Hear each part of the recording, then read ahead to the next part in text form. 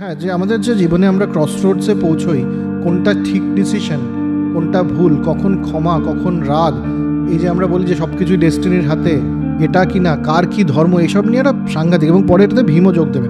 তো কাজে একটু sit back, relax and enjoy টাইপের ব্যাপার আর কি। ভীমকে দেখো তোমার দুঃখ হচ্ছে, তোমার খারাপ লাগছে না? তোর মনে হচ্ছে না যে তুমি এই কষ্টটা ভীম ডিজার্ভ করে না? এবং তোমাকে এটা দেখে রাগ হয় না? এদের এই মুহূর্তে যে কষ্টটার মধ্যে দিয়ে এরা যাচ্ছে, তুমি শত্রুদের ক্ষমা করে দেবে বলছো। হ্যাঁ, কি সুন্দর সুন্দর লাইন আছে। বলছে যে সর্বদা ক্ষমা করে তার অনেক ক্ষতি হয়। কখন কখন ক্ষমা করা যায়, আর কখন কখন দণ্ড দিতে হয়। কারেক্ট। কৃষ্ণ, দ্রোণ, বিদুর, কৃপ, সঞ্জয়, পিতামহ, ব্যাস সর্বদাই কিন্তু সমগুণের কথা বলেন। এই যেটা হলো, এই পুরো বিষয়টা, এটা ভাগ্যের লিখন, এটা ডেস্টিনি। হ্যাঁ, এটা বলেছে, ঠিক। এই ডেস্টিনি কথাটা বলার পরে দ্রৌপদী বললেন, তাহলে আমার দুইখান কথা আছে। ঠিক আছে, এমনিতে আমি জানি যে তোমার এই 4 ভাই এবং আমাকে তুমি, মানে ধর্মকে তুমি আমাদের থেকে উপরে রাখো, তো তাহলে তুমি দুধ কেটে এটা করলে কেন? এক্স্যাক্টলি। তুমি যেটা বলছো কর্মফল হয়, তার মানে কর্মটা করতে হয়। হ্যাঁ, একদম। আমি গৃহবাসীর যে কর্তব্য সেটা শুধু পালন করি।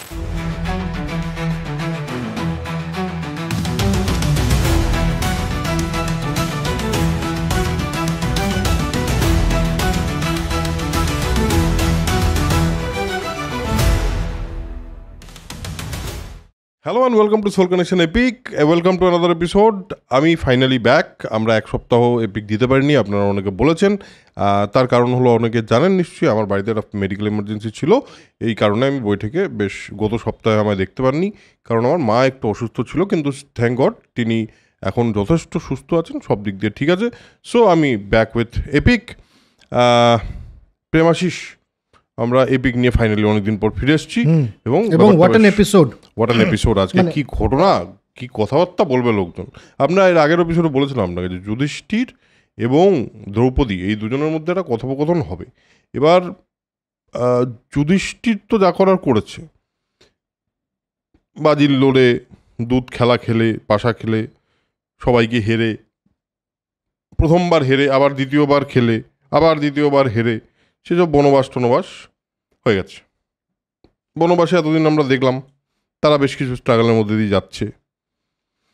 অবভিয়াসলি বনবাস তো আর দারুণ একটা ব্যাপার না যে হ্যাঁ চলো গিয়ে বনে থাকি। তখন তো আর রিসর্ট ছিল না বনের মধ্যে, না থাকলেও বোধহয় ওদের থাকাটা অ্যালাউড ছিল না, থাকাটা অ্যালাউড ছিল না।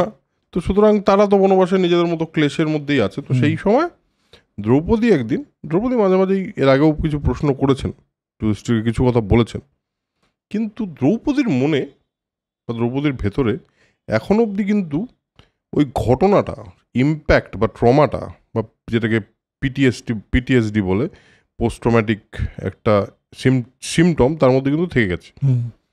তো সেখানে একদিন সায়াহ্নে, মানে বিকেল অবস্থা, সন্ধ্যা হবে, মানে একটু কিছুক্ষণ পর, সেই সময় বলছে যে তুমি দেখো, মানে তুমি তো মহারাজ, তুমি মৃগ চর্ম পরে, মানে হরিণের চামড়া টামড়া পরে, হ্যাঁ, বনবাসের জন্য যখন যাত্রা করেছিলে, যখন তুমি বেরিয়েছিলে, সেই সময় তুমি ছাড়া,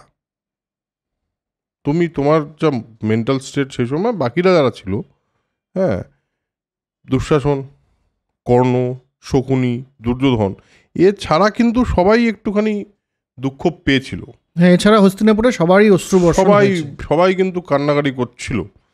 কিন্তু আর তুমি মানে সে করছিল, সেই সময়টা করছিল, আর তুমি সেই সময় দারুণ দারুণ জামা কাপড় পরতে, হ্যাঁ, তোমার একটা রাজ পোশাক ছিল। এখন তুমি এরকম একটা সিঙ্গেল বস্ত্র পরে ঘুরে বেড়াচ্ছ। এক সময় তোমার জন্য প্রচুর যুবক পাচকরা, রান্নার লোকরা রান্না করে দিত, তোমাকে দারুণ দারুণ খাবার খাওয়াতো। আর আজকে তুমি কি খাচ্ছ? বনের জিনিসপত্র খাচ্ছ। আর এই যে ভীমসেন শয়ন কক্ষের কথা বলেছে, যে কি বিছানায় তুমি ঘুমোতে, আর এখন তোমাকে কুশ ঘাসের মধ্যে শুয়ে থাকতে হচ্ছে। বলছো তুমি তো ভীমকে দেখো, তোমার দুঃখ হচ্ছে, তোমার খারাপ লাগছে না? তোর মনে হচ্ছে না যে তুমি এই কষ্টটা ভীম ডিজার্ভ করে না? এবং তোমাকে এটা দেখে রাগ হয় না? বলছে একা যদি ভীম চাইতো তাহলে এই কৌরবদের সবাইকে মেরে ফেলতে পারত। এই ভাবনাটা ভীমের মধ্যে আছে, এই জিনিসটা ভীম জানে। তোমার রাগ হয় না? এবার তারপর বলছে যে ভীম তো একজন, তাছাড়া নকুল সহদেব অর্জুন, এদের এই মুহূর্তে যে কষ্টটার মধ্যে দিয়ে এরা যাচ্ছে, এটা দেখলে, এটা দেখার পরেও তোমার মনে হয় তোমার মধ্যে কোনো কিছু তৈরি হচ্ছে না। তুমি শত্রুদের ক্ষমা করে দেবে বলছো, হ্যাঁ, বা এরকমই একটা হাবভাব তো আমি দেখতে পাচ্ছি।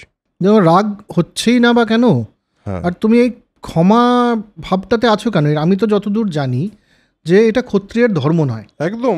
ক্ষমাটা ক্ষত্রিয়ের ধর্ম হতে পারে না। হুম হুম কারণ ক্ষত্রিয়ের রাগ বা ক্রোধ হচ্ছে ক্ষত্রিয়ের অলংকার, একদম। সেটা তোমার মধ্যে নেই। হুম এবং তুমি তোমার শত্রুদের উপরে ক্ষমা দেখাচ্ছ, এটা আমি বুঝতে পারছি না ব্যাপারটা কি। আমার জাস্ট এটা বুঝতেই পারছি না, আমরা সবাই কনফিউজ, কিন্তু আমি বললাম আর কি। এবং সেই সময় কিন্তু দ্রৌপদী নিজেকে যখন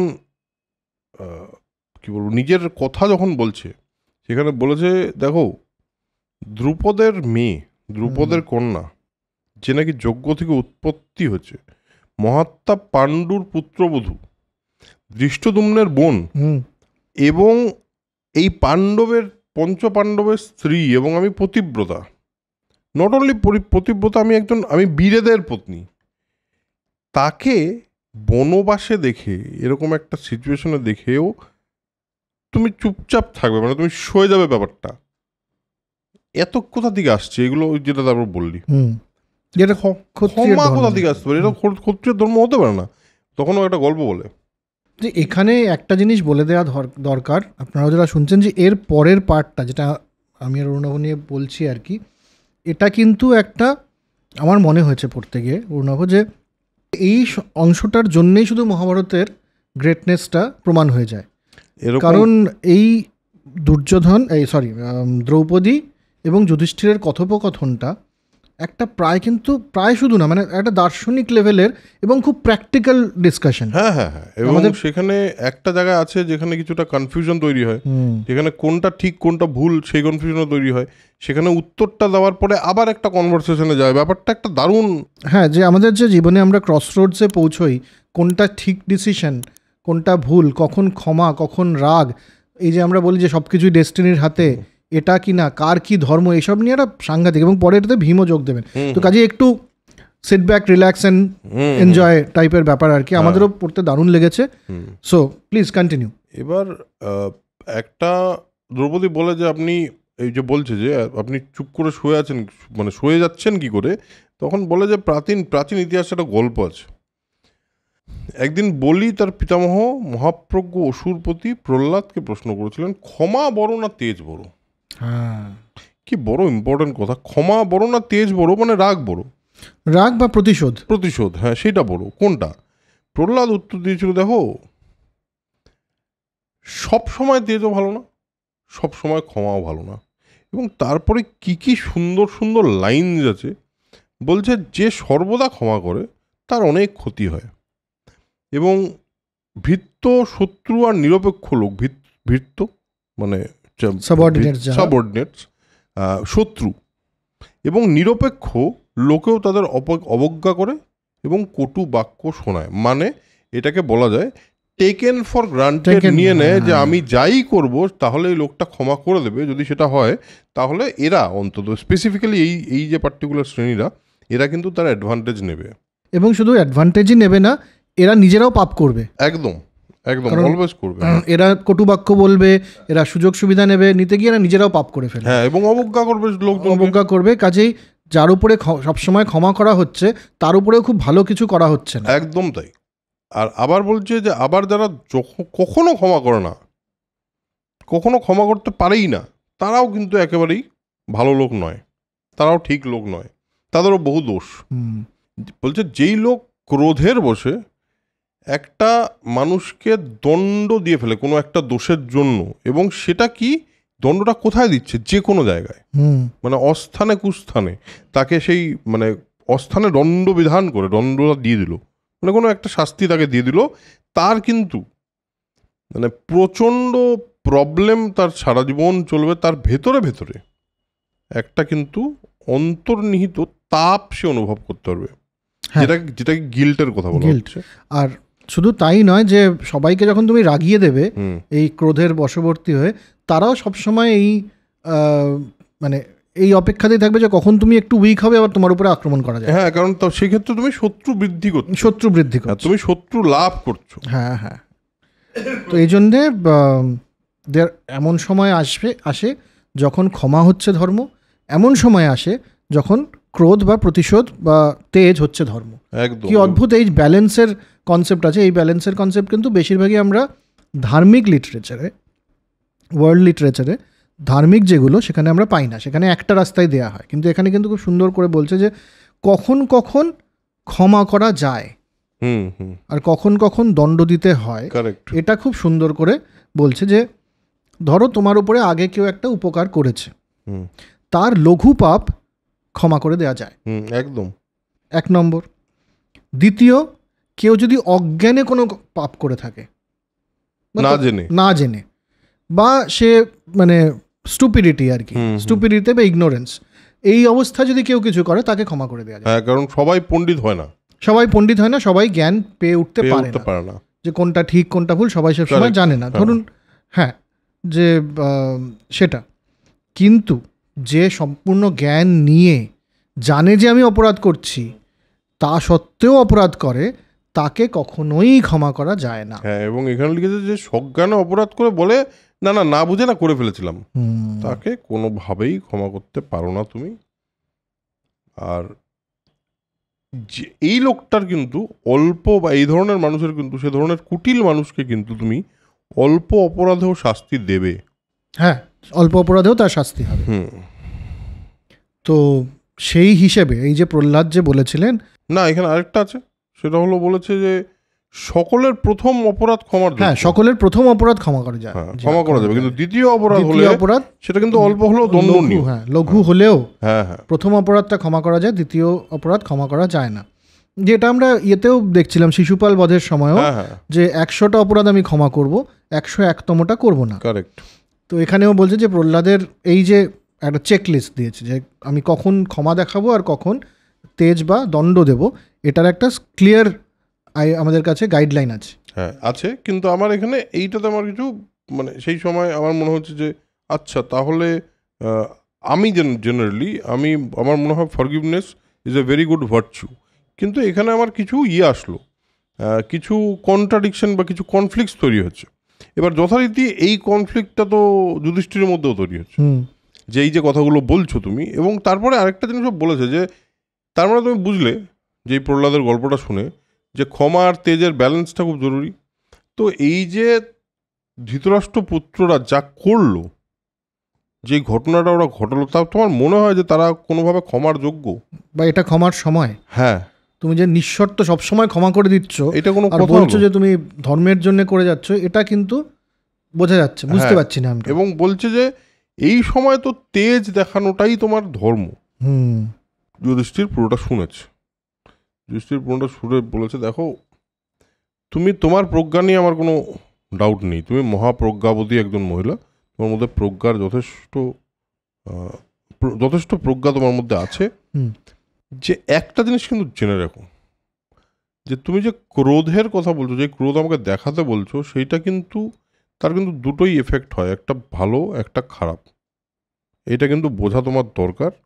আর বলল ক্রোধ যদি কেউ শুয়ে যায়, মানে শুয়ে থাকে বা সহ্য করে থাকে, তাহলে কিন্তু মঙ্গলই হয়। তার মানে এই যে এতক্ষণের একটা ডিসকোর্স তৈরি হলো, সেখানে কিন্তু এখানে কিন্তু যুধিষ্ঠির সেটাকে ভাঙছে, বলছে ক্রোধ ইম্পর্টেন্টই না। তারপর বলছে ক্রুদ্ধ লোকে, মানে যারা রেগে যায় তারা পাপ করে ফেলে, তারা গুরু হত্যা লেভেলের পাপ অব্দি করে ফেলে, এবং কি বলতে হয় এবং কি বলা উচিত সেই জ্ঞান তাদের থাকে না। এবং তারা যাদেরকে বধ করা যায় না, শুধু ক্রোধের বসে তাদেরকে বধ করে ফেলতে পারে এরা। কাজেই যারা জ্ঞানী তারা বলেছেন যে কোনো সময় ক্রোধকে সম্বরণ এবং ক্রোধকে জয় করতেই হবে, একদম, এটার কোনো অল্টারনেটিভ নেই। কাজে জ্ঞানীরা সবসময় করেও থাকেন সেটা। এবং বলে যে অপরের ক্রোধ দেখে, এটা আজকের দিনে খুব ইম্পর্টেন্ট একটা লেসন হতে পারে, হ্যাঁ হ্যাঁ যে অন্য কেউ রেগে গেছে আমার উপর, সেটা যদি দেখেও আমার ক্রোধ না হয়, আমার যদি রাগ না হয়, তাহলে আমি একদম সঠিক জায়গায় আছি, সঠিক মেন্টাল স্পেসে আছি। হুম হুম এবং বলছে যে তিনি যদি মানে ক্রোধ উৎপন্ন হলেও ভেতরে ভেতরে যদি ক্রোধ কারো তৈরি হয়, তার প্রজ্ঞা যদি সেই ক্রোধটাকে প্রশমিত করতে পারে, সেটাই সেটাই মানে প্রাজ্ঞ মানুষটা করতে পারে। পণ্ডিতরা অনেক মানে পণ্ডিতদের যে তেজস্বীপন, মানে কি তারা আরেকবার বলি, পণ্ডিতরা যে তেজস্বী তার কারণ হলো ওনারা এটা করতে পারেন। যে কোনো সময় ক্ষমা করতে হবে। আর বোঝা যে হয়তো সামনের জন রেগে আছে, সামনের জন ক্ষেপে আছে, তা সত্ত্বেও যদি ক্রোধ সম্বরণ করা যায়, সেটা একটা চিকিৎসকের মতো। কারণ তুমি নিজেকেও বাঁচাচ্ছ ক্রোধের থেকে, তাকেও বাঁচিয়ে দিচ্ছ। কারণ সে ক্রোধে এই যে একটা দুজনের মধ্যে ঝামেলা তৈরি হবে, তার থেকে একটা বড় ডিস্ট্রাকশন, বড় দুঃখ আসতে পারে। সেটার থেকে বাঁচিয়ে তুমি একটা চিকিৎসকের মতো কাজ করছো। কাজেই ক্রোধ কোনোভাবেই জাস্টিফাইড নয়, কোনো সময়ই ক্রোধ জাস্টিফাইড নয়। এবং এখানে একটা দারুণ কথা ছিল, তেজের কথা বলা হচ্ছিল প্রথমে একটু আগে। যুধিষ্ঠির কিন্তু বলছেন তুমি কিন্তু ক্রোধ আর তেজকে গুলিয়ে ফেলছো। ক্রোধ কিন্তু তেজ নয়। তেজ কি একটু আগে তোমাকে বললাম, ব্রাহ্মণরা তেজস্বী হয়। তেজস্বী মানে কি? তিনি প্রজ্ঞাবান, তিনি প্রজ্ঞার দ্বারা নিজের ক্রোধকে সংবরণ করতে পারেন বলে তিনি তেজস্বী। তার মানে তেজ আর ক্রোধ কোনোভাবেই এক জিনিস না। আর তুমি আমাকে তেজের কথা বলছো, কিন্তু ক্রোধ কোনোভাবেই, যেটা তুই বলছিলি যে ক্রোধ কোনোভাবেই কিন্তু কোনোভাবেই ইয়ে হয় না। আর মূর্খরা সবসময় ক্রোধকে তেজ মনে করে। এটা কি ডিরেক্টলি দ্রৌপদীকে মূর্খই বলে দিল? না না, এটা তো তর্ক হচ্ছে। মূর্খরা বলছে, মূর্খরা সবসময় ক্রোধকে তেজ মনে করে। আর মানুষের বিনাশের জন্যই রজোগুণ জাত ক্রোধের উৎপত্তি। রজোগুণ, তমোগুণ আর সৎগুণ, এই তিনটে ব্যাপারে আমরা পরবর্তীতে কোনো একটা সময় আর একটু যদি আসে তাহলে কথা বলবো। এটা কিভাবে আছে অনেকেই জানেন আজকালকার দিনে। আগে হয়তো আমরা অনেক এই সব ব্যাপারে একটু কম জানতাম, বাট এটা অনেকেই হয়তো জানেন যে তিনটে গুণ সম্পর্কে বলা হয়। শুধু এতটুকু বলে দিই, সত্যগুণ হলো টপ গুণ বা সদ্গুণ টপ গুণ, তমগুণ মানে হলো তামসিক গুণ, হ্যাঁ, আর রজগুণ হলো এটার মিশ্রণ, এটা ব্যালেন্সের জায়গা। কিন্তু স্টিল রজগুণ ইজ নট দ্যাট গ্রেট। তো বলছে রজগুণের দ্বারাই কিন্তু ক্রোধের উৎপত্তি হয়। এবং ভীষ্ম, কৃষ্ণ, দ্রোণ, বিদুর, কৃপ, সঞ্জয়, পিতামহ, ব্যাস সর্বদাই কিন্তু সমগুণের কথা বলেন, মানে আরো বেশি ব্যালেন্স টুয়ার্ডস ধর্ম। এখানে আরেকটা জিনিসও আছে, জানি না তোর বইটাতে আছে কিনা, সেটা হচ্ছে যে বলে যে আচ্ছা, পৃথিবীতে যদি সবাই ক্রোধ আর প্রতিশোধের মধ্যে থাকতো, তাহলে তো সৃষ্টিটাই এগোতো না, পৃথিবীতে তো শান্তি আসতো না। মানুষ ক্ষমা করে, মানুষ ক্ষমা করতে জানে, সেই জন্যেই পৃথিবীতে শান্তির একটা অবকাশ আছে। একদম। যদি তা না হতো তাহলে পৃথিবীতে শান্তি হতো না, সৃষ্টি হতো না কোনো। হ্যাঁ, যে দুজন ঝগড়া করে কি সব সৃষ্টি হয়? দুজনকে তো একটা জায়গায় আসতে হবে, শান্তির জায়গায় আসতে হবে, একটা সমঝোতার জায়গায় আসতে হবে, তবেই তো এগোবে জিনিসটা। তো তা না হলে পরে এগোয় না। সেই জন্যে ক্ষমাটা প্রয়োজন। ক্ষমাটা একটা প্রচণ্ড গুরুত্বপূর্ণ চারিত্রিক বৈশিষ্ট্য। এবং সেখানে ওই যেটা বলছিলাম, কাশ্যপ মুনির কিছু একটা শ্লোক গুচ্ছ সে দ্রৌপদীকে শোনায়, যেখানে বলছেন যে কাশ্যপ মুনির শ্লোকটাতে যে ক্ষমাই হচ্ছে বেদ, ক্ষমাই হচ্ছে বেদ, ক্ষমাই হচ্ছে ত্যাগ, ক্ষমাই যজ্ঞ, ক্ষমাই ধর্ম, এবং ক্ষমাই হচ্ছে ব্রহ্ম। কাশ্যপ মুনি বলছে ক্ষমাই ব্রহ্ম, তারপরে তো আর ক্ষমাকে প্রশ্ন করা যায় না। না, এখানে না একটু ক্ষমা নিয়ে আমার মনে হয় একটুখানি ফরগিভনেস নিয়ে একটু কথা বলা যায়। যে আমার মনে হয় যে দেখ, আমরা তো মানে প্রচুর এরকম জিনিস হয় যাদের উপর যেখানে আমরা আমাদের সঙ্গে কিছু মানুষ ভুল করে, জেনে হোক না জেনে হোক ভুল করে। অনেক সময় জেনে করে, অনেক সময় ইন্টেনশনালি করে, অনেক সময় আনইন্টেনশনালি করে, এবং তাদেরকে আমরা ক্ষমা করতে পারি না অনেক সময়তেই। এবং দেখা যায় যে সেই ক্ষমাটা কিছুতেই ভেতর থেকে আসছে না। আমি যদি মন থেকে মেনেও নিই, হ্যাঁ ঠিক আছে ছেড়ে দিলাম, কিন্তু না, স্টিল আমার মধ্যে একটা কিছু থেকে গেছে। আমার মনে হয় তাতে আমরা দুটো জিনিস করছি। একটা হলো ওই সময় যে মানুষটা আমার ক্ষতি করলো, সে তো করলো, কিন্তু আজ অবধি তাকে যদি আমি ক্ষমা করতে না পারি, তাহলে আমি আজও মানুষটাকে আমার ক্ষতি করতে দিচ্ছি, শুধু আমার ভেতরে রেখে ওই ফিলিংটাকে, ওই ওই রাগটাকে বা ওই ওই দেশটাকে। তো আমি যদি সেই ক্ষমাটা করে দিতে পারি, তাহলে এই মানুষটা কিন্তু আমাকে আর ওই একবার ক্ষতি হয়ে গেছে ও করা আর কিন্তু কোনোদিন করতে পারবে না। এরকম না যে তাকে ডেকে বললাম যা তোকে ক্ষমা করে দিলাম, তা নয় কিন্তু ক্ষমা। মন থেকে ক্ষমা করে দেয়াটা, মন থেকে একদম দেশটাকে নির্মূল করে হ্যাঁ, ক্ষমা করে দেয়া, হ্যাঁ, এটা হ্যাঁ অবশ্যই সেটা একটা ইম্পর্টেন্ট জিনিস। এবং এটার জন্যে খুব সবসময় কি তাহলে অ্যাপোলজেটিক থাকা দরকার না, আমার ভালোর জন্য আমি ক্ষমা করছি, সে কি করছে মানে তুই আমার সাথে খারাপ ব্যবহার করলি, আমার মন খারাপ লাগছে বলে আমি তোকে ক্ষমা করে দিলাম, এটা হচ্ছে আইডিয়া। এটাই আইডিয়া। কিন্তু তার এই ক্ষমাটা করার জন্য আমার মনে হয় এই ক্ষমাটার অবধি পৌঁছানোর জন্য বা এই ফরগিভনেসটা অবধি পৌঁছানোর জন্য পৃথিবীটাকে আরেকটু বেশি দেখতে হয়। কারণ যত বেশি আমরা পৃথিবীটাকে দেখব, যত বেশি পৃথিবীর প্রতি আমাদের দৃষ্টিভঙ্গি বদলাবে, তত আমাদের ক্ষমা করার প্রবণতা বা ক্ষমা প্রবণতাটা বাড়বে। কারণ আমাদের মনে হবে যে পৃথিবীতে না, বা পৃথিবীতে কেন, এই জীবনেই এমন অনেক কিছু আছে যেগুলো আমার ওই ছোট্ট রাগ বা আমার ওই ছোট্ট দেশটার থেকে অনেক বড়। তো যতক্ষণ না ওইটাকে তুচ্ছ মনে হবে আমাদের, ততক্ষণ কিন্তু ক্ষমা প্রবণতা তৈরি হবে না। হ্যাঁ, তবে অরুণাভি এটা যেমন ঠিক যুক্তি, তেমনি দ্রৌপদী যেটা বলছেন সেটাও কিন্তু প্র্যাকটিক্যালি ঠিক যুক্তি। এটাই হচ্ছে যেটা বলছিলাম মজাটা, যে এই যে দুজনের মধ্যে মূলত তো কনসেপচুয়াল ডিসকাশন হচ্ছে, আমার ভালো লেগেছে আমার খারাপ লেগেছে এই ডিসকাশন তো হচ্ছে না, ধর্মটা কি কি করা উচিত সেটা নিয়ে কথা হচ্ছে। এবার দ্রৌপদী যেটা বলছেন প্র্যাকটিক্যালি সেটাকে আজকের দিনে গেম থিওরিতে টিট ফর ট্যাট বলে। তুমি খারাপ করলে আমি একটা তোমাকে দণ্ড দিলাম, আবার ভালো হলে পরে ভালো কাজও করলাম, এই টিট ফর ট্যাটেরও একটা জায়গা আছে। এটা নিয়েই পুরো শাস্ত্রটা, এই ডিসকাশনটা এদের মধ্যে, যে কোনটা ঠিক। এবং এই মহাভারতের অদ্ভুত মজা যে দুটোই বলে দিচ্ছে, কোনোটার এন্ডে পৌঁছচ্ছে না, যে এটাই একমাত্র সত্য পৃথিবীর, আরেকটা অন্যটা সত্য নয়, এটা কিন্তু বলছে না। যা হোক, আমরা এগোই এই ডিসকাশন। এবং সেখানে আমাদের ধৃতরাষ্ট্রই আমাদের যুধিষ্ঠির শেষে বলছে যে আমি যদি শান্তির জন্য, এই যখন যেটা বলছিলাম আমরা, যে ওর বক্তব্য হলো যে ক্ষমা আসলে পৃথিবীতে শান্তি নিয়ে এসছে, তো বলছে যদি আমি শান্তির উপদেশ দিই ধৃতরাষ্ট্রকে, তাহলে কিন্তু তিনি আমাদের রাজ্য ফিরিয়ে দেবেন, এটা আমি শিওর। কিন্তু যদি উনি লোভের বশে না দেন বাই চান্স, তাহলে তিনিই বিনষ্ট হবেন, আমাদের কিছু হবে না।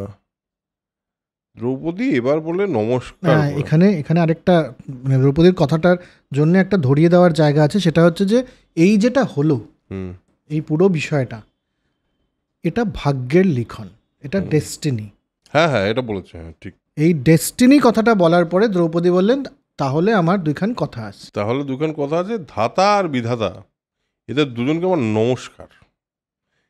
বলছে যারা তোমাকে মোহ দিয়েছে, এরকম একটা, তুমি একটা মোহের মধ্যে আছো, তুমি একটা ডিলিউশনে আছো, সিম্পল কথা বলছে তুমি যদি ভাবো যে তোমার এই মুহূর্তে তোমার জীবনে তোমার পিতামহের যা বৃত্তি ছিল, যা কাজ ছিল, যা ইন্টেনশন ছিল, সেই সব তুমি ভুলে গেছো। ভুলে গিয়ে তুমি তোমার নিজের মতো করে অন্য একটা দিকে মন নিয়ে গেছো।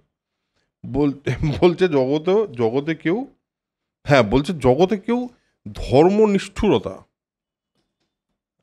ধর্ম অনিষ্ঠুরতা, ক্ষমা সরলতা এবং দয়ার দ্বারা লক্ষ্মীলাভ করতে পারে না। এটার মানেটা যদি একটুখানি স্পেসিফিক্যালি বলা হয়, সেটা হলো ধর্মের প্রতি কেউ, মানে ধর্মটাকেই যদি সমস্ত কিছু মেনে সে শুধু না তাহলে এইটাই ঠিক, হ্যাঁ ওইটাই আমি করব, এটা যদি ভেবে নেয়, আর যদি কেউ মানে এতটা সরলভাবে ক্ষমা করতে পারে আর এতটা দয়া থাকলে, তাহলে লক্ষ্মী লাভ হতে পারে না। বলছো তুমি বহু মহাযজ্ঞ করেছো, কিন্তু তবুও এত মহাযজ্ঞের ফল অনুযায়ী তোমার তো দুধ ক্রীড়ার সময় ধর্মটা তোমার পিং করে বাধা উচিত ছিল মাথায়, দুধ ক্রীড়ায় আমি যাবো না, কিন্তু তাও তুমি গেছো।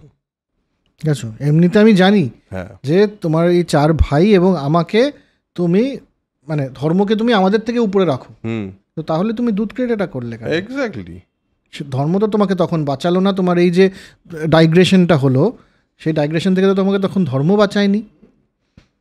আসলে কথাটা হচ্ছে যে তোমার বুদ্ধিভ্রষ্ট হয়েছিল, এবং তোমার বুদ্ধিভ্রষ্ট হয়েছিল সেটার পেছনে একটা কারণ আছে। এই যে শিব বিষ্ণু এরা মানে ধাতা বিধাতা ইত্যাদি, মানে যারা ক্রিয়েটার পারসেপ্টার যেটা আমরা বলি আর কি, প্রিজার্ভার, এদের কাছে আমরা কাঠের পুতুলের থেকে বেশি কিছু নই। এরা নিজের মতো করে আমাদের চালাচ্ছে। যেমন একটা পাখির পায়ে একটা সুতো বেঁধে দিয়ে যদি পাখিকে উঠতে বলা হয়, তাকে যেমন ফ্রি বলা যায় না। একটা গাভীকে গলার মধ্যে দড়ি পরিয়ে দিলে ওইটাকে চড়তে বললে তাকে ফ্রি বলা যায় না। আমাদের কোনো ফ্রি উইল নেই। কি অদ্ভুত, মানে এই একই কনসেপ্ট আপনারা যারা, হ্যাঁ, ডেস্টিনি শুধু নয়, এই ফ্রি উইলের কনসেপ্ট, যে ফ্রি উইল আছে কি নেই মানুষের, এটা নিয়ে কিন্তু পরে ওয়েস্টার্ন ফিলোসফিতে প্রচুর কাজ হয়েছে। এখানে খুব সরলভাবে লিখে দিচ্ছে যে ফ্রি উইলটা কি। ফ্রি উইল বলে তো কিছু নেই, যদি আমি মনে করি উনিই সমস্ত চালাচ্ছেন, এবং সেটাই তো লেখা রয়েছে। ফ্রি উইলের কোনো জায়গা নেই, স্বাধীনতাই নেই আমাদের। আমরা সবাই হচ্ছে তার কন্ট্রোলে রয়েছি, বিধাতার বিধানে আমরা সবাই চলছি। এবং সেক্ষেত্রে আমার মনে হয়, এবং আমাদের ফিজিক্যাল এই যে আমাদের বডি, এটা হচ্ছে তার খেলনার মতো। তাই যদি হয়, এইখানে একটা সাংঘাতিক কথা, মানে এটা ওই বললাম যে শুনুন তাহলে বুঝবেন যে গ্রেটনেসটা কোথায় মহাভারতের। যে তাই যদি হয়, তাহলে একে তো আমার পিতা বা মাতার মতো ভগবান মনে হচ্ছে না। কারণ এই যে আমাদের সাথে যেটা হলো, এতে কার উপকার হলো, কার ভালো হলো? এটাতে তো কারো ভালো হলো না, অসম্ভব। কোনো এটা তো একটা অধর্মের কাজ হলো। এটা তো কোনো বিরাট, এটাতে একটা প্রমাণ হয়ে গেল, এটা কিচ্ছুই হয়নি। আমার তো মনে হচ্ছে ফল্টি গড।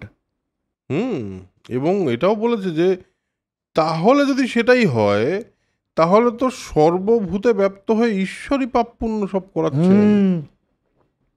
এই যে আমাদের একটা কনসেপ্ট আছে যেটা নেই, এই বৈদিক ধর্মে নেই, মহাভারতের যেটা এটাতে, সেটা হচ্ছে যে সর্বশক্তিমান ঠিকই, কিন্তু কল্যাণময় ঈশ্বর। বলে কল্যাণময় কোথায়? কল্যাণ তো হচ্ছে না। যেটা আজকেও আমাদের মনে হয় যে এত গরিব, এত অনাচার চলছে চারদিকে, কল্যাণময় ঈশ্বর যদি হতেন তাহলে পরে তো এটা হতে দিতেন না। সেই প্রশ্নটাই, সেই দার্শনিক প্রশ্নটাই এই গল্পের মাধ্যমে এখানে দ্রৌপদীর মুখ দিয়ে বলিয়ে দিচ্ছেন যে কল্যাণময় তো মনে হচ্ছে না এটা, তাহলে তো আমি তাকে কল্যাণময় ঈশ্বর বলে মানব না। এবং এখানে বলেছে মহারাজ বিধাতা প্রাণীগণকে কিন্তু মাতা পিতার দৃষ্টিতে দেখেন না। বিধাতা নিজেকে মাতা পিতা ভাবেন না। তিনি বলছে তিনি রুষ্ট ইতর জনের ন্যায়, মানে এটা রুষ্ট, এটা মানে কি বলবো, খিটখিটে বাজে লোকের মতো আমাদের সঙ্গে ব্যবহার করেন। মানে ডিরেক্ট ঈশ্বরকে, বিধাতাকে বলছে কিন্তু, এটা চারটিখানি ব্যাপার না কিন্তু। এবং সেটা কে বলছে? দ্রৌপদী, যার জন্মই যজ্ঞ থেকে, এবং যিনি নাকি অ্যাকচুয়ালি বলা হয় লক্ষ্মীর রূপ। মানে যদি তুই ওই হিসেবে ভাবিস, অবশ্যই শ্রীর মতো, হ্যাঁ, শ্রীয়ের রূপ। এবার তখন তারপর বলে যে তোমার বিপদ আর দুর্যোধনের সমৃদ্ধি দেখে আমি বিধাতার নিন্দা করছি, কারণ এই বিষম ব্যবস্থাটা, এই যে ব্যবস্থাটা করেছে, ব্যবস্থাটা বিধাতা করেছে। তোমার আমার কি করার আছে? দুর্যোধনও বিধাতার হিসাবে মানে জন্য হয়েছে, তুমিও যা করেছো বিধাতার নির্দেশেই করেছো। কি অদ্ভুত একটা পরিস্থিতি বলুন তো। হ্যাঁ, ভাবা যায়। এই প্রশ্ন তো আমাদের জীবনে এসছে, যখনই ধর একটা আনসাকসেসফুল জায়গায় গেছে, বা কোনো একটা অসুবিধার জায়গায় গেছে, বা যখন রাস্তায় চলতে মনে হয় যে আরে এত কষ্ট একটা মানুষের, তখন এই প্রশ্ন তো সবসময় আসে যে যদি পরম কল্যাণময়ী ঈশ্বর হয়ে থাকে, তাহলে তারা এই অবস্থাটা করছে কেন? সমস্ত গরিব মিটিয়ে দিচ্ছে না কেন? সমস্ত দুর্বলদেরকে সবল করে দিচ্ছে না কেন? যুধিষ্ঠির কি বললেন? না, এই যুধিষ্ঠির তার সঙ্গে আবার একটা জিনিস অ্যাড করলো দ্রৌপদী। বলল যে যদি লোকে পাপ কর্মের ফল ভোগ করার অধিকার লোকের থাকে, তাহলে বিধাতাও বা ঈশ্বরও সেই পাপ কর্মে কিন্তু লিপ্ত। যদি অন্য কেউ পাপ করে ফল ভোগ না করে, তার মানতে হবে যে বলবান। কি ইন্টারেস্টিং, মানে ঈশ্বর বলবান, ওই জন্য নিজে কোনো পাপের ফল ভোগ করে না, আমাদের ভোগ করতে হয়। বলছেন দুর্বল লোকেদের জন্য, এই যে দুর্বল মানুষজনের জন্য কিন্তু আমার শোক হচ্ছে, আমার কিন্তু অসুবিধা হচ্ছে। কারণ যে বলবান হয়ে ঈশ্বর নিজের সেই ফল তো ভোগ করছে না, আমাদের তো ভোগ করতে হচ্ছে। এবার তো যুধিষ্ঠির বললে যে এইটা তো আপনি একটা দারুণ কথা বললেন, কিন্তু ওই কি যেন বলে ওটাকে, নাস্তিকের মতো কথা হয়ে গেল। হ্যাঁ, কিন্তু বলেছে যে খুবই মনোহর কথা তোমার, আশ্চর্য কথা এবং সুন্দর কথা বলেছো তুমি, মানে এই যে গুছিয়ে এত সুন্দর করে তুমি ব্যাপারটাকে একভাবে ভেবেছো, সে ব্যাপারটা কিন্তু দারুণ, কিন্তু ওই নাস্তিকের মতো হয়ে গেল। এবার নাস্তিকের মতো হয়ে গেল কেন, কি এই জায়গাগুলো মানে ব্রিলিয়ান্ট লেগেছে আমার, ব্রিলিয়ান্ট। বলছে আমি এখানেই ওই কর্মফল পরিষ্কার হয়ে গেছে, মানে গীতা অব্দি পৌঁছতে দরকার হয় না। হ্যাঁ, আমার মনে হয় ফিলোসফিগুলো এমনভাবে মানে ইন্টারভিন করা আছে। বলছে আমি ধর্মের ফল অন্বেষণ করি না, আমি ধর্মের ফল খুঁজে বেড়াই না। হ্যাঁ, আমি গৃহবাসীর যে কর্তব্য সেটা শুধু পালন করি। একজন মানে মানে বেসিক্যালি বলে পৃথিবীতে যারা সংসার ধর্মে আছে তাদের যা যা কর্তব্য সেটা পালন করি। বলছে যেই লোক ধর্মকে দহন করে, মানে দুয়ে আর কি, হ্যাঁ, ফল পেতে চায়, আর এবং নাস্তিক বুদ্ধিতে যে লোকের ফল লাভ হবে কিনা সে আশঙ্কা করে, মানে একটা কাজ করলাম, হ্যাঁ এই ফল কি আমাকে কেউ দেবে, ঈশ্বর বলতে কিছু নেই, নাস্তিক ঈশ্বর বলতে কিছু নেই, তাহলে কি দেবে, এই যে আশঙ্কাটা তৈরি হলো, এই আশঙ্কা যদি করে সে ধর্মের ফল পায় না। এবং উল্টোটাও সত্যি, কেউ যদি মনে করে যে এই ধার্মিক কাজটা করছি আমি, তাতে আমার পাপ এই পুণ্য মানে ইনকাম হলো আমার, এটাও ভুল একদম। তাতে তার কোনোদিনও সেটা ধর্ম বলে কাউন্টই হয় না, জাস্ট কারণ ওভাবে হয় না। ধর্ম শুধুমাত্র ধর্মের জন্যেই করতে হয়, একদম dharma for dharma's sake, sing for the song. হ্যাঁ, ওই হ্যারি বেলাফন্টের বিখ্যাত গান। হ্যাঁ, এক্স্যাক্টলি। মানে এটাই হলো কর্ম এবং কর্মফলের বেসিক ব্যাপার, যে আমি একটা কাজ করার পর আমি সেটার থেকে ফল এক্সপেক্ট করবো না তা নয়, বাট সেই ফলটার জন্য আমি কাজটা করব না, আমি কাজটার জন্য কাজটা করব, ফলটা অটোমেটিক্যালি আসবে। এবং এখানে তুই যখন ধর্মের কথা বলছিস, ধর্ম মানে হচ্ছে রাইট থিং, হ্যাঁ, যেটা ঠিক কাজ সেটা করা উচিত, ওটা ঠিক কাজ বলে। হ্যাঁ, এবং এই যখন আমি কথাটা বললাম, যারা আপনারা বৈঠকেও শুনেছেন বা এমনিও পড়েছেন, কার কথা মনে পড়ে? ইম্যানুয়েল কান্টের কথা। সেও একই কথা বলেছে ক্যাটেগরিক্যাল ইম্পারেটিভে, যে ওটা করলে আমার কি উপকার হবে, ওটা করলে আমার সম্প্রদায়ের, আমার ফ্যামিলির, আমার দেশের কি উন্নতি হবে বা হবে না, বা অপকার হবে, সেটা না ভেবে, ফলের চিন্তা না করে, শুধুমাত্র এই কারণে ওটা করতে হবে কারণ ওটা ঠিক কাজ। একদম ক্যাটেগরিক্যাল ইম্পারেটিভ হচ্ছে এটা। তো ধর্ম ফর ধর্ম সেক, সেটা কিন্তু মহাভারতে একদম পরিষ্কার করে এখানে আছে, যে ধর্মের মার্কণ্ডেয় ঋষির ইয়েতেও মানে রেফারেন্সেও বলছেন যে ওটা ওই জন্য করতে হয় কারণ ওটা ঠিক কাজ, ওটার আর কোনো যুক্তি নেই, ওর আর কোনো ফলের আশা করতে নেই। এবং যদি হয়, যদি তুমি এটা করো, তাহলে পরে ফল তুমি পাবে, সেটা এই ডাইরেক্ট ফল নাও পেতে পারো, যেভাবে হোক বৃথা যাবে না তোমার কর্ম, কিন্তু ওই আশা করে কখনো ঠিক কাজ করতে নেই। একদম ডিরেক্ট আমি পড়তে গিয়ে ডিরেক্ট লিঙ্কেজ পেলাম কান্টের ফিলোসফির সাথে। এবং এর পরবর্তীতে নিষ্কাম কর্ম নিয়ে যখন গীতাতে কথা হবে, তখনও এরই একটা ডিফারেন্ট ভার্সন আমরা শুনতে পাবো, সেটা আরও ডিটেলে। কিন্তু এখানে কিন্তু যুধিষ্ঠির বলেছেন, দ্রৌপদী এবার কিন্তু তুমি এই যে তর্কটা করলে না, তর্কটা মাত্রা ছাড়িয়ে গেছে, এবার আমার আর মানে এটা কিন্তু মাত্রা কেন ছাড়িয়ে গেছে তোমায় বলি, তুমি ধর্মের প্রতি সন্দেহ করছো। বলছে ধর্মের প্রতি সন্দেহ করা যায় না, তার একটা শাশ্বত, হ্যাঁ ওটা শাশ্বত। আর বলছো তুমি তোমার বুদ্ধিটা এই মুহূর্তে, তোমার মাথা, তোমার মেন্টাল স্টেট, তোমার যা অবস্থা, তাতে কিন্তু তুমি বিধাতার নিন্দা করছো।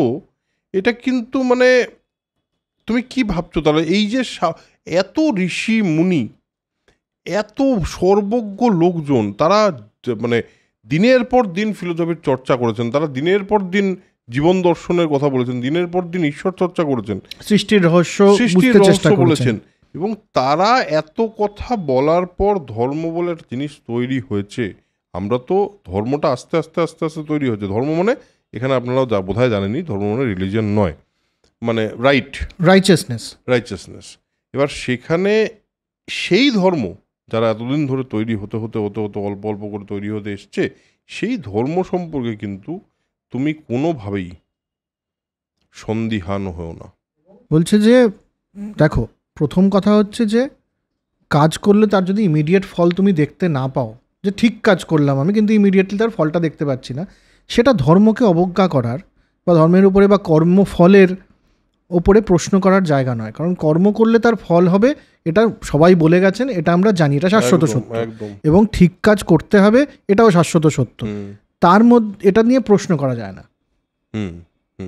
এটা নিয়ে প্রশ্ন করা যায় না, ওটা হবে নিজের মতো করে। দ্রৌপদী শোনে কথাটা, শুনে কিছুক্ষণ চুপচাপ থেকে বলে যে আমি ধর্মের বা ঈশ্বরের নিন্দা জেনারেলি কিন্তু করি না। সত্যি তুমি ঠিকই বলেছো, আপনি দুটোই আছে, তো তুমি ঠিকই বলেছো হয়তো, যে আমার যা মেন্টাল স্টেট, আমার যা দুঃখ, আমার উপর দিয়ে যা গেছে, এই সমস্ত কিছু বোধহয় আমার মধ্যে দিয়ে এইসব কথাবার্তা বের করে এনেছে। আর সেটা মানে এটা বোধহয় বলে ফেলেছি আমি এখন আবার আরও কিছু কথা বলছি, তুমি একটু মন দিয়ে শোনো প্লিজ।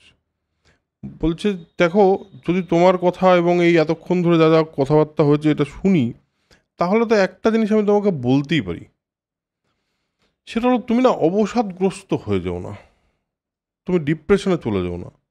তোমার সঙ্গে যেটা হয়েছে সেটা সবার সঙ্গে হয়েছে, আমাদের সঙ্গেও হয়েছে। এবার তুমি যদি ডিপ্রেশনে চলে গিয়ে কাজ না করো, কর্ম না করো, কাজ বলেনি, কর্ম যদি না করো, তাহলে কিন্তু তুমি শুধু দৈবের উপর নির্ভর করে এটা বলতে পারো না যে কর্মফল চলেই আসবে। হ্যাঁ, এটা খুব ইন্টারেস্টিং। দেখ, দ্রৌপদী আগের বার বললো যে আমরা যা করছি, তোমার যে ডাইগ্রেশন হয়েছে, তুমি খেলতে গেছো, সেখানে তুমি ডেস্টিনির জন্য, তার মানে কিন্তু বিধাতা খেলছে আমাদেরও, আমরা কিছু না। কিন্তু ওটা দিয়ে দ্রৌপদী পরের বার বলছে ঠিকই, তুমি যেটা বলছো কর্মফল হয়, তার মানে কর্মটা করতে হয়।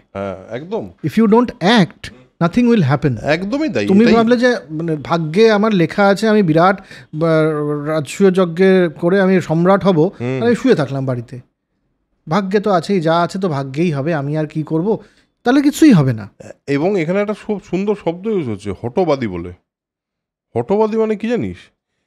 যাদের মনে হয় যে যা হচ্ছে সাডেনলি হচ্ছে, হ্যাঁ, চান্স, সব কিছু চান্সে হচ্ছে। বলছে এই সমস্ত লোকে কিন্তু দুটোই, যে দৈবের উপর নির্ভর করে বসে থাকে আর যে হঠবাদী, মানে ভাবে সব কিছু তো চান্সে হয়ে যাচ্ছে, দুজনেই বলদ, দুজনেই ভুল। হ্যাঁ, মন্দ বুদ্ধি বলেছে, দুজনেই বলদ। হ্যাঁ, দুজনের কেউ কিচ্ছু জানে না। বলছে দেব আরাধনায় যা লাভ হয় সেটা দৈব, নিজের কর্মের দ্বারা যে লাভটা হয় সেটা হলো পৌরুষ। মানে এখানে কিন্তু এই পৌরুষ আর এই পুরস্কার, এখানে পুরুষকার লেখা আছে, এইটা এবার পৌরুষ মানে কিন্তু আমরা ম্যাসকুলিনিটি বলতে পারবো না এখানে। না না না না, একেবারেই নয়। এটা হচ্ছে ওই কাজ করার, নিজের থেকে কিছু করা। হ্যাঁ, যে বলছে যে তিলের ভেতরে যেমন তেল থাকে, তেমনি তুমি বসে থাকো, ওটাকে পিছলে পরে তবে ওর থেকে তেল বেরোবে, একদম তেমনি তোমার মধ্যে ডেস্টিনি তো আছেই, ভাগ্য তো আছেই। হ্যাঁ, কিছু কিছু জিনিস চান্সেও হবে, কিন্তু তার জন্য তোমাকে খাটতে হবে, নিজে থেকে একটু কিছু অ্যাক্ট করতে হবে। হ্যাঁ, যেমন গাভীর মধ্যে দুধ আছে, কিন্তু যদি তাকে নাই বের করে তাহলে তো দুধটা বেরোবে না, ওই একটা তো করতে হবে। তাহলে না, ভাগ্যে তো আমার দুধ ছিল, গরুটাও ছিল আমার, আমি কেন দুধ খেতে পেলাম না? আরে বাবা, তুমি কি বের করেছো দুধটা গাভীর থেকে? এটা তো হবে না। এটাই হচ্ছে আসল কথা, যে এই তিনটে জিনিস, ভাগ্য মানে ডেস্টিনি, চান্স আছে দৈব, এবং তৃতীয় হচ্ছে পুরুষাকার মানে নিজের কাজ। এই তিনটে জিনিসের বাইরে কিছু নেই, এবং যে কোনো কিছু করতে গেলে পরে তিনটে জিনিসই লাগবে। হতেই পারে যে আমি একজন মানুষ একটা কাজ করলো, তার কোনো ফল সে পেলো না, এবং সেখানে তুমি যেটা বলছো যে ধর্ম বা কর্ম ফর কর্মসেক, দ্যাট ইজ ফাইন, কাজে তাকে ওই কর্মণ্যবাধিকার আসতে বলেনি, কিন্তু এখানে ওই কনসেপ্টে যে কর্ম তাকে করতেই হবে। হতে পারে তার চান্স হয়নি, চান্সের ফ্যাক্টরে আসেনি, অথবা তার ডেস্টিনি ছিল না সেই সময়, হতে পারে, কিন্তু সেক্ষেত্রে তার নিজস্ব রিগ্রেট থাকবে না, আমি তো কিছু করলাম।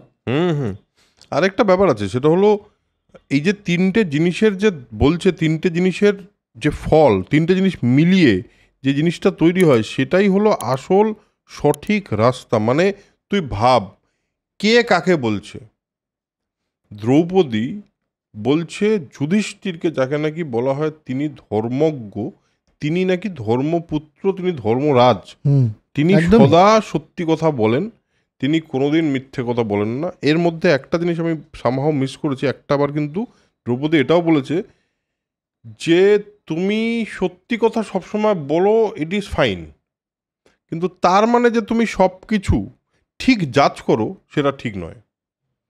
এবং এখানে এসে তিনি বলছেন এই তিনটের ব্যালেন্সটা করে এটাকে বলা হয় পুরুষকার। ওই রাস্তায় তুমি চলো, তাহলেই এই মুহূর্তে আমাদের যা অবস্থা, সেই অবস্থা থেকে বেরিয়ে আমরা কোথাও একটা পৌঁছতে পারবো। যদি কাজই না করো, যদি তুমি একটাই না করো, তাহলে তো ফল হবে না। তাহলে তুমি কি করে জানছো যে ডেস্টিনি কি? তাহলে তুমি কি করে জানছো যে দৈব কি? এবং যাই হোক, সেখানে এসে আমরা যেখানে দাঁড়ালাম সেটা হলো দুই প্রাজ্ঞ মানুষের একটা কনভারসেশন, যেটাকে কিন্তু ইজিলি ঝামেলাও বলে দেওয়া যায়। মানে এটা তো ঝামেলাই করলো, দুজন দুজনের সঙ্গে তর্ক করলো। এই তর্কটা এত সুন্দর একটা তর্ক, এত সুন্দর একটা ওই কনভারসেশন থেকে বেরিয়ে এলো একটা জিনিস, দেখ ফাইনালি একটা কিন্তু কনক্লুশনে পৌঁছালো ব্যাপারটা। যদিও এরপরে আরও প্রশ্নের সম্মুখীন যুধিষ্ঠির হবে ভীমের থেকে, এবং সেখানে তিনি যে স্বীকার করবেন কিন্তু তিনি ভুল করেছেন। এটা ইম্পর্টেন্ট ব্যাপার, কারণ আমি একটা জিনিস বলছিলাম, এটা আপনাদের সঙ্গে হয়তো শেয়ার করিনি, বাট আমি আর প্রেমাশিস মাঝখানে আলোচনা করতে করতে বলছিলাম যে আমরা এই চরিত্রগুলোকে দেখি খুব বাইরে থেকে দেখে মনে হয় যুধিষ্ঠিরের লোক, আচ্ছা এই লোকটা এরকম এরকম করেছে, এই হয়েছে তার সঙ্গে, সে এইসব দুধ খেলে ফেলেছে। কিন্তু আপনি ভেবে দেখুন তো, যুধিষ্ঠিরকে আমিও অনেক কথা বলেছি, আমার লোকটাকে কিছু জায়গায় খুবই অনৈতিক লেগেছে এবং খুবই মনে হচ্ছে, আমার না শুধু অনেকেরই লেগেছে, সারা পৃথিবীর বহু মহাভারত গবেষকদের লেগেছে। কোথাও একটা গিয়ে আমার মনে হচ্ছে যে যদি যুধিষ্ঠির এক্স্যাক্টলি কি ভাবছে, মানে ও কিসের মধ্যে দিয়ে যাচ্ছে, এটা ভাবতে গেলে কিন্তু রাতের ঘুম উড়ে যাওয়ার জোগাড়। কারণ একটা মানুষ যে ধর্মপুত্র, ধরুন আমি যদি যুধিষ্ঠিরের জায়গায় হতাম, তাহলে আমার মাথায় কী চলতো? আমার মাথায় চলতো আমাকে না সবসময় সত্যি কথা বলতে হবে, আমাকে সবসময় রাইচাসনেসের পথে চলতে হবে, যেই ধর্মের কথা বলা হয়েছে সেই ধর্মের সমস্ত প্যারামিটার্স টিকমার্ক করে করে আমাকে চলতে হবে, কারণ আমি ধর্মের পুত্র, আমি ডিরেক্ট ধর্ম, মানে আমি ধর্ম না করলে সেটা পৃথিবীর জন্য গণ্ডগোল হয়ে যাবে। এরকম একটা প্রেশার একটা মানুষের উপর, বুঝতে পারছেন, সব সময় রাইচাস থাকার, মানে দ্যাটস হিউজ, ভাবা যায় না। এবং দেখা যাচ্ছে বেশিরভাগ সময়তেই যুধিষ্ঠিরকে কিন্তু বেশ কিছু মানুষ এসে বারবার তার ধর্মকে প্রশ্ন করে যাচ্ছে এবং বারবার সে ডিফেন্ড করে যাচ্ছে। হ্যাঁ, আমরা এরকম অনেক সময় বলেছি যে এই ধর্মের দোহাই দিয়ে এটা করছে। এবার ভেবে দেখুন যুধিষ্ঠিরের জায়গা থেকে সেটা কতটা ডেঞ্জারাস। তাকে কিন্তু সবসময় ওটাকে ধর্ম দিয়ে জাস্টিফাই করতে হচ্ছে বা ধর্ম দিয়ে এক্সপ্লেন করতে হচ্ছে, কারণ প্রত্যেকটা মানুষ বলছে আপনি তো ধর্মের কথা এত বলেন, তাহলে ধর্ম দিয়ে কীভাবে হয় বলুন তো দেখি। এই প্রশ্ন কন্টিনিউয়াসলি যুধিষ্ঠিরকে করা হচ্ছে, আজকের দিনেও করা হবে। মানে একজন লোকের উপরে, সিম্পল কথা, যে একটা মানুষের উপরে যদি এই প্রেশারটা থাকে, তো তোমাকে সবসময় ঠিক কাজ করতে হবে। আচ্ছা, হিউজ থিং। এইভাবে বাঁচা কীভাবে পসিবল আমি জানি না, কারণ আমার তো মনে হয় যে যুধিষ্ঠিরের মাঝে মাঝে মনে হতো দুটো মিথ্যে কথা বলে দিই গিয়ে, অ্যান্ড দ্যাট ইজ, আমার মনে হয় নর্মালি এটা হওয়া উচিত একটা মানুষের সঙ্গে। হ্যাঁ, মানে কোনোভাবেই তুমি মিথ্যে কথা বলতে পারবে না, কোনোভাবেই তুমি একটুও পার্সোনাল কোনো ভালনারেবিলিটি দেখাতে পারবে না। ইটস মানে as good as a machine, তোমাকে একটা ধর্মের মেশিন হিসেবে দাঁড়া করিয়ে দিচ্ছে ওখানে। একদম। যদিও অনেকেই লিখেছেন কমেন্টে যে এটা মেটাফরিক্যাল স্টোরি, কিন্তু যদি ওটা মানুষ হয়, কারণ আমি তো গল্পের সঙ্গে আমার একটা কানেকশন আছে। আমি যখন গল্প দেখি, আমি চরিত্রগুলো কিন্তু ভেতর থেকে গিয়ে বোঝার চেষ্টা করি। এই যে দ্রৌপদী আজকে যে প্রশ্নগুলো করলো, সেই প্রশ্নগুলো যথার্থ প্রশ্ন, এবং প্রশ্নগুলো খুব ভ্যালিড প্রশ্ন। একদম আমাদের প্রতিদিনের জীবনে আমরা এই প্রশ্নগুলোরই সম্মুখীন হই। একদম। আর আজকে আমার মনে হয় এই যে ক্ষমা নিয়ে যে বিষয়টা যেভাবে করেছে, আমার মনে হয় এই শ্রীরামকৃষ্ণ বলেছেন যে না কামড়ালেও ফোঁস করবি। কেন? কারণ ওখানেও কিন্তু ক্ষমা আর টিট ফর তেজের ট্যাট, একটা হ্যাঁ হ্যাঁ হ্যাঁ। ক্ষমা আর তেজের একটা ব্যালেন্সের কথা তিনিও বলেছেন, প্রচুর ফিলোসফার্স বলেছেন এই পৃথিবীতে। তো যাই হোক, আজকের এপিসোডে আমার মনে হয় খুবই একটা ডিটেল, খুবই ফিলোসফিক্যাল একটা এপিসোড হলো, এবং মহাভারত আস্তে আস্তে আরও বেশি ফিলোসফিক্যাল হতে চলেছে। আমার মনে হয় মহাভারত থেকে আমরা একটা শুরু করার সময় একটা জিনিস বলেছিলাম, আমরা চেষ্টা করব যে মহাভারত থেকে আমরা যতটা মজা, আনন্দ এবং শিক্ষা এই তিনটে নিতে পারি, এইভাবেই আমরা এপিসোডগুলো করার চেষ্টা করেছি। আপনারা অনেকেই কানেক্ট করেছেন সেই এপিসোডগুলোর জন্য, অনেকে ওয়েট করেন, এবং না এলে আপনাদের খারাপ লাগে। সেটা শুনে সত্যিই ভালো লাগে যে আচ্ছা, একটা কাজ করছি তাহলে কিছু মানুষ তো ওয়েট করছে তার জন্য। তো এই কারণে আমরা এটা করে যাব। বইটার এরকম জায়গা অবধি এসে পৌঁছানো গেছে, এইটা পুরোটা বাকি, দেখতে পাচ্ছেন, এটা পুরোটা বাকি। তো এটা কবে আমার বইয়ের তো এটা সেকেন্ড ভলিউমটারও শেষ হয়নি আর কি, সেকেন্ড ভলিউমের শেষের দিকে আছি, আরো 8টা ভলিউম বাকি। আর ওইটা তো দেখালামই না, হ্যাঁ কালীপ্রসন্ন সিংহেরটা তো দেখালামই না, ওটা তুলতেই এত ওজন লাগে। এনিওয়েজ, আজকের এপিসোড এখানেই শেষ করি। হ্যাঁ, আপনারাও লিখুন যে আপনাদের কি মনে হচ্ছে, কারণ এই কোয়েশ্চেনগুলো আমরা একটু রেস্ট দিলাম আজকে, যে এত ইম্পর্ট্যান্ট একটা ডিসকাশনের মাঝখানে আমার মনে হয় একটু ভাবনার জন্য স্পেস রাখা দরকার।